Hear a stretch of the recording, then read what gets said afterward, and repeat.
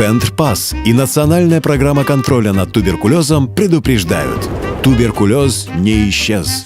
Пришла осень, а с ней насморк, кашель, утомляемость, повышенная температура.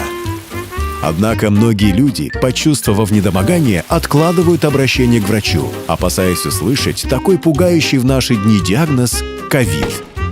А ведь похожие симптомы есть и у других респираторных инфекций, в том числе у туберкулеза. Не занимайтесь самолечением. При первых признаках нездоровья обращайтесь к своему семейному врачу. Если кашель длится 2 недели и больше, сопровождается потерей аппетита, слабостью, болями в грудной клетке, ночной потливостью, обязательно обратите на это его внимание. Это может быть туберкулез.